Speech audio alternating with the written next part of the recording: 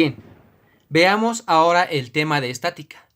En este video explicaremos 3 puntos importantes acerca de este tema. La primera parte en donde explicaremos todo lo necesario en cuanto a teoría para desarrollar ejercicios justamente de este tema. La segunda parte en donde explicaremos los pasos que se deben seguir para desarrollar cualquier tipo de ejercicio. Y un tercer y último punto en donde explicaremos las consideraciones que se deben tener en cuenta, ¿no? Algunas consideraciones que se deben tener en cuenta al momento de desarrollar ejercicios justamente de estática. Entonces, empecemos con la explicación teórica acerca de este tema. El tema de estática no es nada más que el estudio de los cuerpos que se encuentran en equilibrio. Estos pueden estar en reposo o con velocidad constante, ¿ok?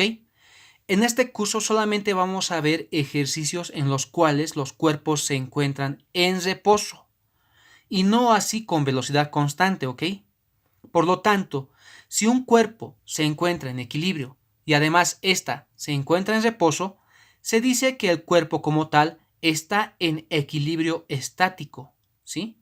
Por lo tanto, si un cuerpo está en equilibrio estático, debe cumplir con las dos condiciones de equilibrio que están mencionadas acá. La primera condición de equilibrio, en donde la sumatoria de fuerzas es igual a 0, y una segunda condición de equilibrio, en donde la sumatoria de momentos respecto a un punto es igual a 0.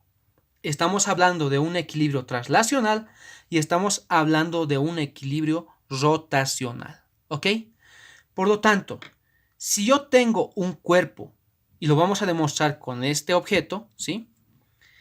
Este objeto, si está en equilibrio estático, no debe tener traslación, ¿sí? Y estamos hablando de la primera condición de equilibrio, no debe tener traslación y tampoco debe tener rotación, ¿ok? No debe tener rotación respecto a un punto, en este caso, ¿sí? No debe tener rotación respecto a un punto. Por lo tanto, si el cuerpo que estamos estudiando no tiene traslación ni tampoco tiene rotación, quiere decir que el cuerpo en estudio está en equilibrio estático, ¿ok? En equilibrio estático. Acá más abajo tengo 3 casos o 3 ejemplos acerca del estudio de la primera y la segunda condición de equilibrio, ¿sí? Vemos acá un primer objeto en donde se le aplican dos fuerzas de la misma magnitud pero de diferente dirección, ¿sí? Prácticamente están opuestas. Y acá tengo el punto en el cual yo voy a desarrollar sumatoria de momentos, en el cual yo voy a desarrollar la segunda condición de equilibrio. ¿Qué pasa en este objeto? Si yo quiero analizar la primera condición de equilibrio, en donde la sumatoria de fuerzas es igual a 0, prácticamente cumple con la primera condición de equilibrio. ¿Por qué? Porque ambas fuerzas se anulan, ¿sí? Por lo tanto, cumple con la primera condición de equilibrio. Pero ¿qué pasa con la segunda condición de equilibrio? Si yo voy a escoger un punto en el cual yo voy a desarrollar sumatoria de momentos, y estamos hablando de este punto, el objeto prácticamente va a tender a la rotación, ¿sí?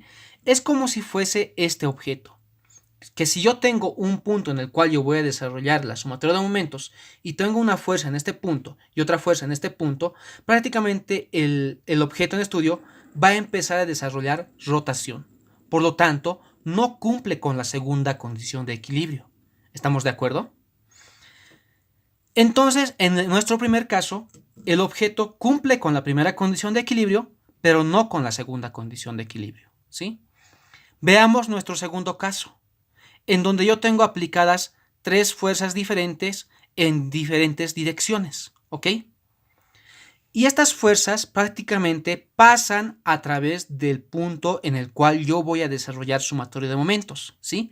La carretera o la línea de acción de los vectores, en este caso, pasan por el punto en el cual yo voy a desarrollar sumatoria de momentos, ¿sí? ¿Qué pasa en este caso? Que la primera condición de equilibrio, ¿no? En el equilibrio traslacional, en este caso no se cumple, ¿sí? Porque tenemos diferentes fuerzas y por lo tanto la sumatoria de fuerzas no es igual a 0, pero sí, ¿no? Pero sí es diferente de 0. ¿Qué pasa con la segunda condición de equilibrio? La segunda condición de equilibrio, que es la de equilibrio rotacional, sí se cumple, ¿sí? ¿Por qué? Porque yo estoy escogiendo acá prácticamente un punto en el cual yo voy a desarrollar sumatoria de momentos, y en ese punto, ¿no? Si yo tengo anclado este punto acá y las fuerzas prácticamente jalan en estos tres sentidos, el cuerpo prácticamente no desarrolla movimiento rotacional, ¿sí? Pero sí hay un movimiento traslacional, dependiendo de cuál de estas tres fuerzas tiene una mayor magnitud, ¿sí? Por lo tanto, en este caso, sí hay equilibrio rotacional, pero no hay equilibrio traslacional, ¿sí? ¿Qué pasa en este tercer y último ejemplo? Acá tengo cuatro fuerzas, ¿no? diferentes que actúan en este cuerpo. Tengo mi punto en el cual yo voy a desarrollar sumatoria de momentos, y además las líneas de acción de estos cuatro vectores o las carreteras de estos vectores pasan por el punto en el cual yo voy a desarrollar sumatoria de momentos, ¿ok? Por lo tanto, a leguas se nota que el objeto en este caso cumple, ¿no? con el equilibrio de rotación. En otras palabras, no va a haber rotación alguna, ¿sí? Y también cumple con el equilibrio de traslación. ¿Por qué? Porque la sumatoria de fuerzas, en este caso, tanto en el eje X como en el eje Y, es cero, ¿sí? Esta fuerza descompuesta, ¿no? en el eje X es igual en magnitud a esta, pero opuesta en dirección. Por lo tanto, esta y esta se me anulan. Lo mismo pasa con esta fuerza y con esta fuerza. Lo mismo pasa con las fuerzas que se encuentran en el eje Y. Ambas tienen la misma magnitud, pero son diferentes en dirección. Por lo tanto, la sumatoria de fuerzas en los dos ejes, estamos hablando en el eje X y en el eje Y, son cero. Por lo tanto, la primera condición de equilibrio se cumple y también se cumple la segunda condición de equilibrio, ¿sí? Eso en cuanto a los tres casos que vemos acá. Ahora lo nuevo de este tema es desarrollar la sumatoria de momentos, ¿ok? Ya habíamos mencionado en un anterior punto que la sumatoria de momentos respecto a un punto debe ser igual a cero. Estamos hablando de la segunda condición de equilibrio, ¿sí? La primera condición de equilibrio ya la conocemos como tal desde el tema de dinámica lineal, solamente que en este caso la sumatoria de fuerzas debe ser igual a cero, ¿sí? Entonces, para conocer la segunda condición de equilibrio, estamos hablando de la sumatoria de momentos, vamos a tocar el tema de momento de fuerza o torque, ¿sí? Momento de fuerza o torque, que es la tendencia de una fuerza a dar vuelta un objeto en torno a cierto eje, ¿ok? Por eso es que se debe escoger un punto en el cual vamos a desarrollar sumatoria de momentos. Se lo debe desarrollar a través de cierto punto o cierto eje, ¿sí? Y además nos dice también que el momento, ¿no? El momento de fuerza o torque es un vector, ¿no? Si es un vector, debe tener dirección, ¿sí? Por lo tanto, la dirección se le encuentra a través de la regla de la mano derecha. ¿Por qué? Porque la representación vectorial del momento de fuerza o torque prácticamente se la rige a través del producto vectorial. ¿A través de qué?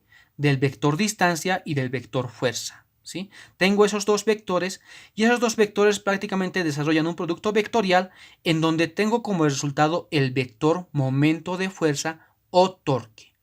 Si yo tengo un vector distancia, ¿no? y un vector fuerza, la dirección del vector momento prácticamente se encuentra en este sentido gracias a la regla de la mano derecha, ¿sí?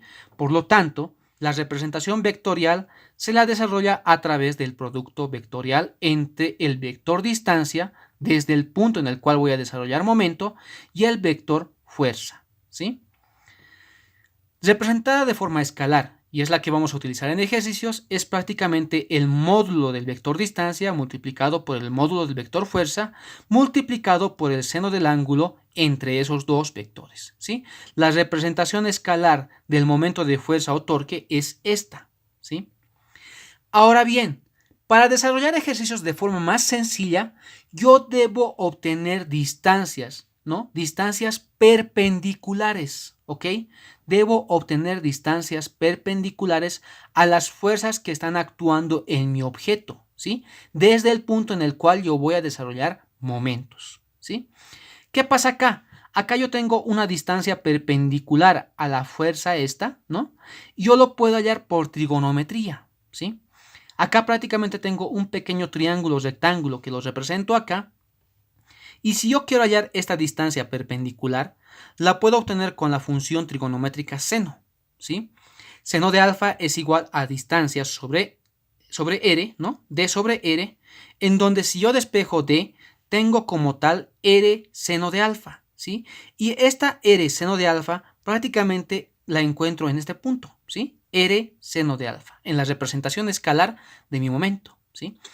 Entonces simplemente voy a reemplazar estos dos términos por el término D, teniendo como punto final que el momento aplicado, ¿no?, en este objeto es igual a la fuerza aplicada por la distancia perpendicular. Simplemente es fuerza por distancia, ¿sí? Fuerza por distancia. Entonces, esta es la forma más sencilla de desarrollar momentos en un objeto, ¿sí? Simplemente encontrar la fuerza, ¿no?, la posición de la fuerza y la distancia a la cual se encuentra desde mi punto en el cual yo voy a desarrollar momentos, y esta distancia debe ser perpendicular, ¿ok? Por eso acá el enunciado de que para el desarrollo de ejercicios se debe obtener distancias perpendiculares para cada una de las fuerzas que actúan en el objeto, ¿sí? Yo debo encontrar distancias perpendiculares desde mi punto en el cual yo voy a desarrollar sumatoria de momentos, ¿ok? Por lo tanto, si yo tengo en este caso dos fuerzas aplicadas en este objeto y tengo también un punto en el cual yo voy a desarrollar sumatoria de momentos, lo primero que debo hacer en acá es dibujar la línea de acción tanto de la fuerza 1 como de la fuerza 2, ¿ok? Debo dibujar las líneas de acción o las carreteras de estas dos fuerzas. Después debo encontrar las distancias perpendiculares a las fuerzas que están siendo aplicadas en el objeto, ¿sí? Obtengo las distancias perpendiculares, ¿no?, y ya puedo desarrollar sumatoria de momentos de manera sencilla, ¿ok? Entonces la sumatoria de momentos respecto al punto O es igual al momento aplicado por la fuerza 1 más el momento aplicado por la fuerza 2, ¿sí? El momento aplicado por la fuerza 1 es igual a fuerza 1 multiplicado por la distancia perpendicular 1, menos la fuerza 2 multiplicado por la distancia perpendicular 2, ¿ok? Eso es lo que debo desarrollar. Ahora, ¿por qué el signo negativo y por qué el signo positivo? ¿Sí? Acá también se debe seguir una regla de convención de signos, en donde si yo tengo una fuerza que gira en sentido antihorario respecto de mi punto en el cual yo estoy desarrollando sumatoria de momentos, ese momento prácticamente es positivo, ¿sí?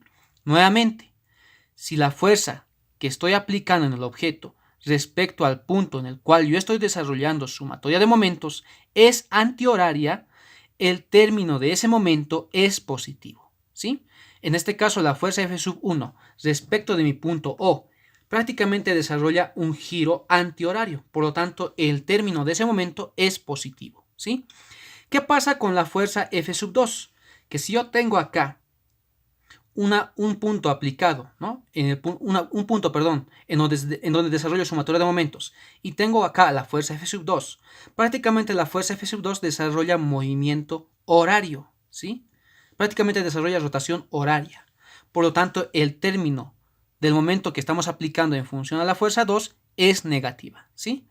Entonces, si ya conocemos la sumatoria de momentos y también conocemos cómo es que debe ser el signo de cada momento, en este caso si es positivo o negativo, la forma en la cual vamos a desarrollar ejercicios a partir de ahora, y es la segunda condición de equilibrio, es que va a ser que la sumatoria de momentos respecto a un punto va a ser igual a 0 con todas las fuerzas positivas que actúen en este sentido, ¿sí? La oración prácticamente va a ser esa en cualquier tipo de ejercicios de estática. Nuevamente, que la sumatoria de momentos respecto a un punto es igual a 0 con aquellas fuerzas que actúen en este sentido positivas, ¿sí? Lo vamos a mencionar de esa manera en todos los ejercicios de estática, ¿sí? Algunos puntos que debemos considerar en teoría. No se debe confundir el momento de torsión con la fuerza, ¿ok? Una forma de demostrar esto es que el momento de torsión tiene unidades de Newton por metro, mientras que las de fuerza tiene solamente unidades de Newton. Por lo tanto, son dos cosas muy diferentes, ¿ok? Vamos con el segundo punto. No debemos confundir el momento de torsión, que es igual a fuerza por distancia, con la definición de trabajo, que también es igual a fuerza por distancia, ¿sí? A pesar de tener la misma representación matemática, estos tienen significados físicos diferentes, que los vamos a ver de aquí en adelante en unos videos posteriores, ¿ok? El momento tiene como unidades dimensionales Newton por metro, sí, al igual que el trabajo, sí, pero el trabajo en este caso es una forma de energía, por lo tanto las unidades de trabajo como tal se las define más que todo en joules, ¿ok? Por eso son diferentes estos dos significados físicos, ¿ok? Vamos con un tercer punto. El momento de torsión neto cero, estamos hablando del momento de torsión, de la sumatoria de momentos, no significa una ausencia de movimiento rotacional, ¿sí? Puede haber velocidad angular constante, ¿ok? El cuerpo puede moverse con velocidad constante. Ya lo habíamos indicado en un inicio, ¿sí? En donde habíamos dicho que el cuerpo se encuentra en reposo o con velocidad constante, ¿sí? Pero este punto solamente lo mencionamos como parte teórica, ya que no vamos a desarrollar ni vamos a estudiar ningún ejercicio en donde el cuerpo tenga velocidad constante, ¿ok? El cuarto punto nos indica que en el caso especial de equilibrio estático, que es el tema que vamos a tocar acá, vamos a considerar la rapidez o la velocidad igual a cero y la velocidad angular igual a cero. En otras palabras, estamos hablando de equilibrio estático, ¿ok? Y un último punto en donde indicamos que si el momento de torsión es cero en torno a un eje, entonces el momento de torsión debe ser cero en torno a cualquier eje. Esto si el objeto se encuentra en equilibrio traslacional, ¿sí? ¿Qué quiere decir esto? Que si yo tengo aplicado acá 4 fuerzas en este ejemplo, ¿sí? Y este ejemplo ya lo habíamos dicho que cumple con el equilibrio traslacional y también cumple con el equilibrio rotacional respecto a este punto. Y si cumple un equilibrio rotacional respecto a este punto, también me debe cumplir equilibrio rotacional si yo desarrollo sumatoria de momentos en este punto, o en este punto, o en este punto, o en cualquier punto. Se debe desarrollar sumatoria de momentos y esa sumatoria de momentos en cualquier punto también debe ser igual a cero, ¿sí? Eso es lo que indica mi último punto acá en la parte de la explicación teórica del tema de estática. Pasos que debo seguir para desarrollar cualquier tipo de ejercicio de estática. Lo primero que debo desarrollar siempre es desarrollar el diagrama de cuerpo libre, ¿no? Después debo desarrollar la primera condición de equilibrio, desarrollar la segunda condición de equilibrio y como punto final resolver las ecuaciones obtenidas de mi primera y segunda condición de equilibrio, ¿ok? Los pasos a seguir son prácticamente esos. ¿Qué debe pasar en cuanto al desarrollo del diagrama de cuerpo libre? Debo identificar todas las fuerzas que actúan sobre el cuerpo que estamos estudiando y graficarlos en las posiciones correctas, ¿ok? Acá la posición de la fuerza que está siendo aplicada al objeto que estamos estudiando debe ser el correcto, ¿sí? Ya no se lo debe poner en cualquier lugar, ojo. Una vez que tengamos desarrollada el diagrama de cuerpo libre, debemos desarrollar la primera condición de equilibrio, ¿no? En otras palabras, debemos utilizar la segunda ley de Newton, en donde me indica que la sumatoria de fuerzas tanto en el eje X como en el eje Y debe ser igual a cero. Entonces debemos aplicar la primera condición de equilibrio, una vez que ya tengamos el diagrama de cuerpo libre, ¿no? Lo que tenemos que hacer después es desarrollar la sumatoria de momentos, ¿sí? Desarrollar la segunda condición de equilibrios. Y se debe escoger muy bien el punto en el cual se desarrollará la sumatoria de momentos, ¿ok? Ya habíamos dicho que la sumatoria de momentos respecto a un punto es igual a cero con las fuerzas que actúan en este sentido positivas, ¿sí? Ya habíamos dicho eso. Y acá indicamos que un punto ideal es aquel en donde eliminemos la mayor cantidad de fuerzas que actúan sobre el cuerpo en estudio, ¿sí? Podemos escoger el punto en el cual vamos a desarrollar sumatoria de momentos de forma tal que eliminemos la mayor cantidad de incógnitas, ¿sí? Y habíamos indicado en teoría que la sumatoria de momentos se puede desarrollar desde cualquier punto, ya sea dentro o fuera del objeto, ¿sí? O de mi sistema, ¿sí? Y otra cosa que debemos hacer al momento de desarrollar la segunda condición de equilibrio es encontrar las distancias perpendiculares a las fuerzas que actúan en el objeto. Y esa es la clave acá, ¿sí? Encontrar las distancias perpendiculares a las fuerzas que están siendo aplicadas al objeto que estamos estudiando desde el punto en el cual yo estoy desarrollando sumatoria de momentos. ¿Ok? Eso es clave.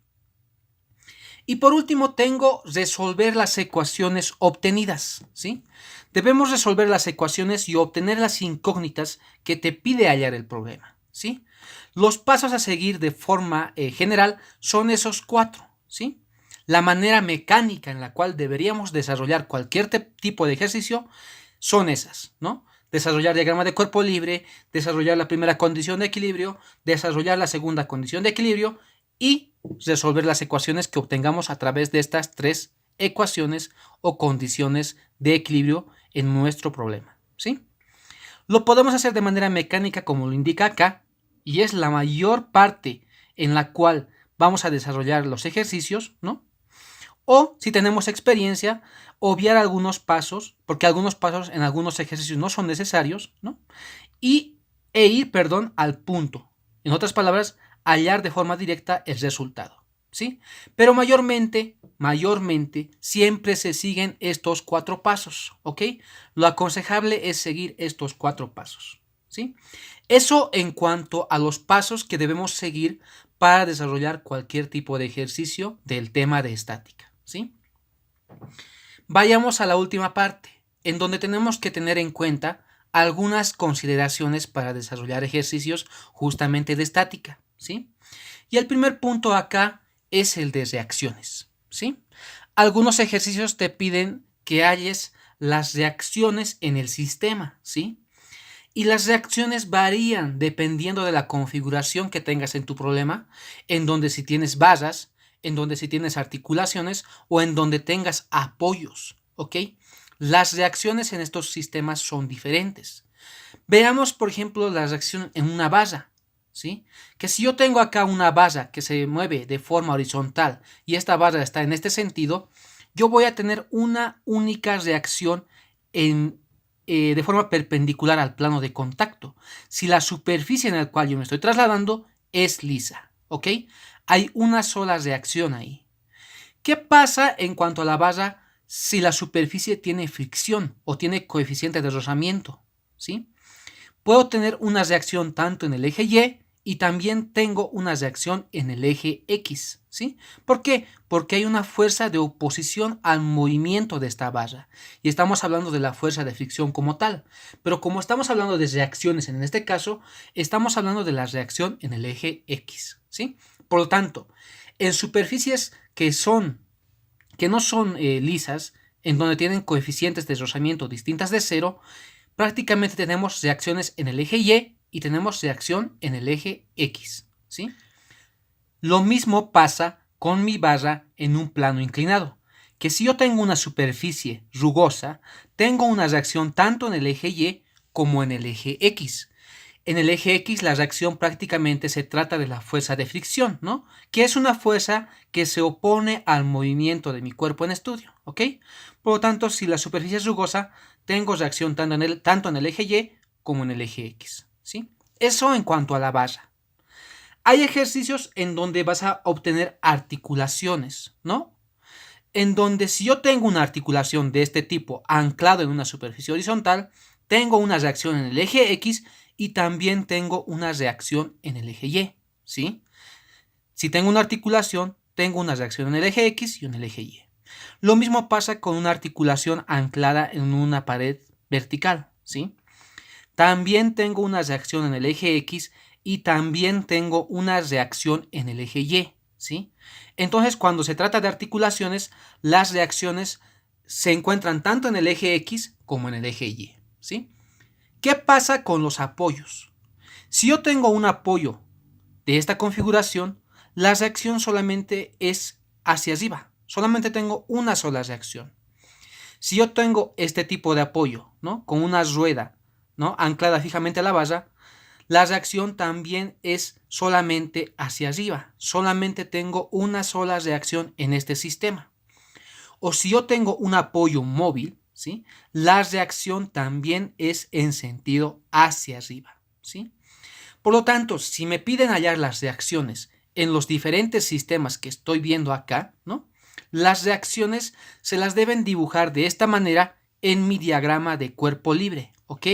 Y ojo que esto es clave en cuanto al primer paso para desarrollar mis ejercicios de estática, ¿no? Debo desarrollar el diagrama de cuerpo libre de manera correcta. Y cuando de reacciones se trata, las reacciones se deben dibujar de esta forma según tenga la configuración, ¿no? Según, perdón, la configuración que tenga en mi problema, ¿ok? Obviamente hay otros tipos de reacciones en otro tipo de gráficos, ¿sí? Para generalizar esto, ¿no? Debemos hacernos la siguiente pregunta.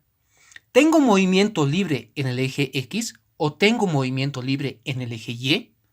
Las preguntas que me debo hacer son esas. ¿Para qué?